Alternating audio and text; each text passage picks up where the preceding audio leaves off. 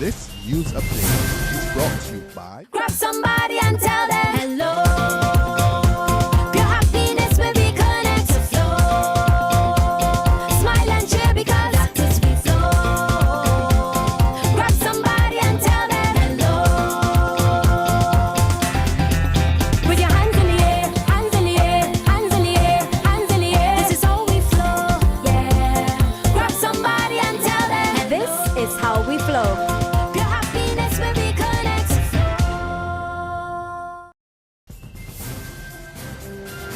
It's Wednesday, September 16, and time for the Barbados Today afternoon update. I'm Fernella Wedderburn. Absurd and empty. That's how former Attorney General Dale Marshall is describing the Prime Minister's comments on the controversial waste-to-energy project. Last weekend, the Prime Minister told supporters at a branch meeting that there was no need for alarm as a decision has not been made on the Cahill project. However, Marshall, who is the opposition MP for St. Joseph, contends that Minister Stewart's comments are unsatisfactory.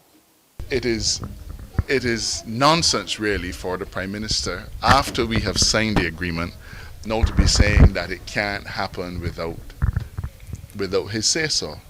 I don't take any comfort in that. His cabinet ministers, one must assume, would have had cabinet's permission before they signed the agreement. You don't sign an agreement for such significant expenditure and then seriously want to tell people that the agreement was signed, but the decision is not made. When you agree, you've agreed. That's what they do in law every day. You sign an agreement, it means that the parties agree to conduct themselves in a particular way. So for the Prime Minister now to say that land has to be acquired and therefore it has to go to Parliament and that it has to be approved by the town planning, all of these are things that the Prime Minister and his cabinet would have known when they decided to sign the agreement. And therefore for him to make these empty statements now just appears to me to be an opportunity for him to try to bring some calm to the issue. He says there are a lot of unanswered questions surrounding the project.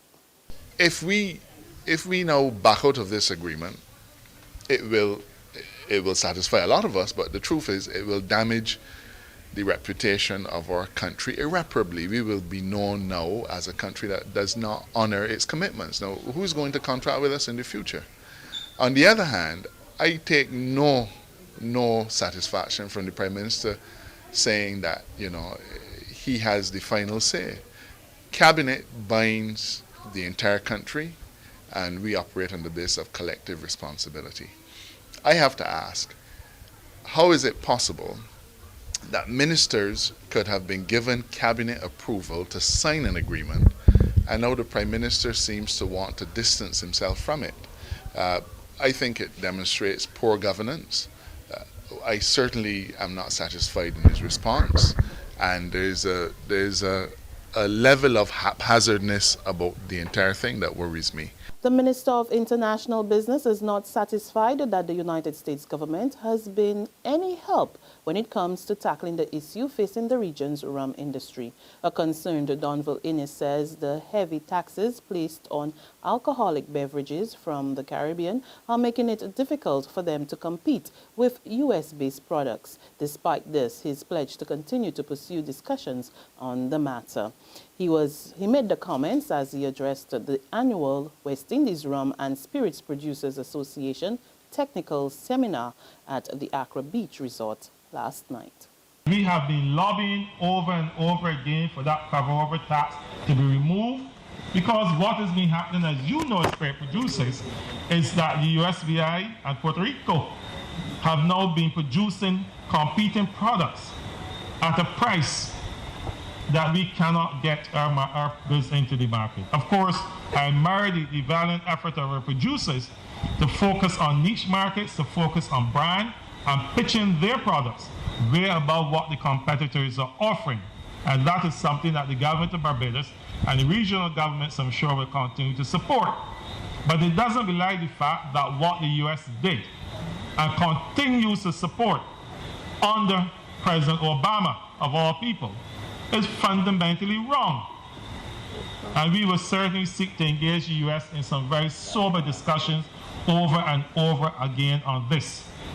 New admissions to the Psychiatric Hospital are down, but health authorities report that more men are being admitted when it comes to women. According to Health Minister John Boyce, the number of male patients is 3 times as high as that of women, with figures for the past 4 years showing that the hospital provided care for 876 males compared to 277 females. New admissions last year total 169 males and 68 females. It's a trend that has led to the opening of the acute male admission unit at the mental health institution. As he officially opened the unit, Minister Boyce said it will offer specialized care, but he cautioned that the unit cannot do it alone.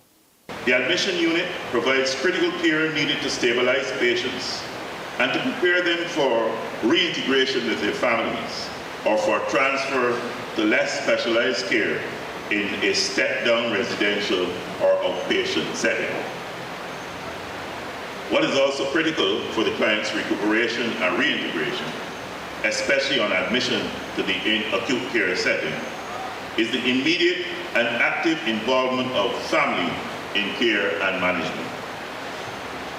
The absence of this involvement results in the client regressing or on discharge, and oftentimes requires readmission.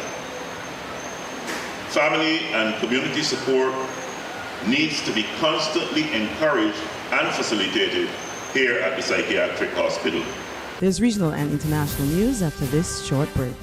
Secure your future, be financially strong. Since 1983, we have been there for you. A smart range of products, great tax benefits.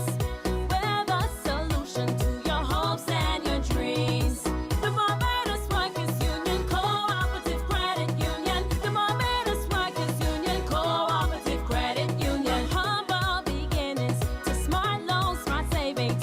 Save smart and borrow smarter, that's the move for me. Stability, prosperity, we're the solution to your hopes and your dreams.